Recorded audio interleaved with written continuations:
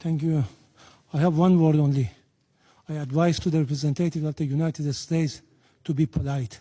It will be better for yourself and the country you represent. Thank you. The representative of the United States has asked for the floor to make a further statement. Frankly, I'm not going to dignify this with another response, especially as this representative sits here in this body representing a regime that has killed tens of thousands of its own people and imprisoned many more simply for wanting freedom from your tyranny. Thank you, Mr. President. Distinguished delegates, this is a moment in history that requires moral clarity, and President Trump has met the moment. The most fundamental duty of any sovereign government is the protection of its people. Operation Epic Fury is directed towards specific and strategic objectives: to dismantle missile capabilities that threaten allies, to degrade naval assets used to destabilize international waters, and to disrupt the machinery that arms proxy militias, and to ensure the Iranian regime never, ever can threaten the world with a nuclear weapon. As President Trump said last night, for decades, the Iranian regime has willfully destabilized the world. It has killed American forces and citizens, threatened regional allies, and jeopardized the security of international shipping upon which the world depends. Its massive support for violent proxies, declared terrorist organizations, the Houthis, Hezbollah, Hamas, and others, has brought bloodshed and disorder across the Middle East for far too long. This is not speculation. We know this to be true, and our men and women have paid for the actions of this regime and the IRGC with their lives. No responsible nation can ignore persistent aggression and violence. The regime in Tehran has led attacks that have cost American lives. Hundreds of U.S. Marines in Lebanon, thousands of troops in Iraq. American hostage after hostage has suffered.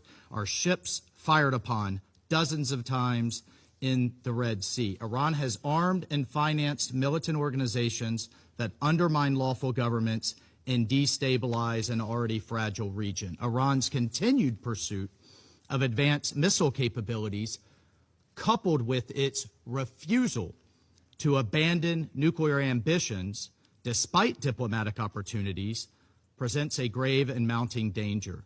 The international community has long affirmed a simple and necessary principle: Iran cannot have a nuclear weapon. That principle is not a matter of politics, it's a matter of global security, and to that end, the United States is taking lawful actions. This body, the United States Security Council, has acted repeatedly on this threat. 20 years ago, starting in 2006, Resolution 1696 demanded that Iran suspend all uranium enrichment-related and reprocessing activities, invoking Chapter 7 of the UN Charter, and adopting a legally binding resolution. When Iran failed to comply, this council, followed with Resolution 1737, imposing mandatory sanctions, including bans on nuclear-related materials and technology, asset freezes on key individuals and entities linked to their nuclear program, and establishing a sanctions committee. Subsequent resolutions, 1747 in the year 2007, expanded arms embargoes and asset freezes. Resolution 1803 in 2008 tightened restrictions on dual-use goods and calling for the inspections of Iranian cargo. Resolution 1835 in 2008 reaffirmed the need for full compliance. And Resolution 1927 in 2010, which was the most comprehensive, banning ballistic missile activities, tightening the conventional arms embargo, targeting the IRGC and shipping lines, and prohibiting new Iranian banking relationships, built a robust multilateral framework to curb Iran's nuclear and missile pursuits. These measures, again adopted under Chapter 7, represented the world's collective judgment that Iran's actions posed a threat to international peace and security. And despite numerous opportunities for an alternative path, Iran remained defiant. And the Security Council decided on September 19th of last year, 2025, to restore these measures, snapback sanctions, sending a clear message that the world will not acquiesce to threats and half measures, and Tehran would be held to account. On top of these actions by the UN, American diplomacy was attempted repeatedly and in good faith.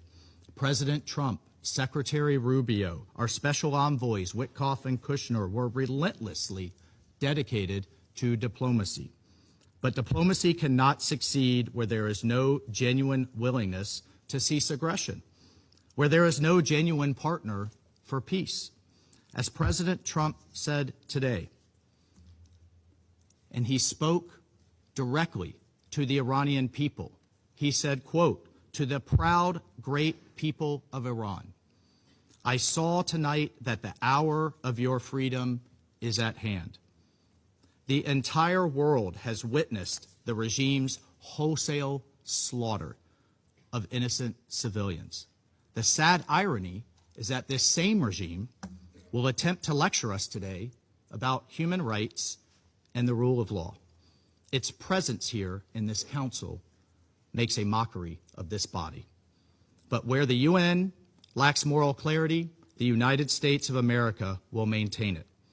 Indiscriminate and unprovoked attacks by the Iranian regime today against our regional partners, Kuwait, the United Arab Emirates, Bahrain, Qatar, Jordan, and others, reinforce precisely why such actions are necessary. The regime has not only struck military assets, but civilian infrastructure as well. Those who stand with us must know that their security is not negotiable. The safety of our allies is not conditional. It is assured.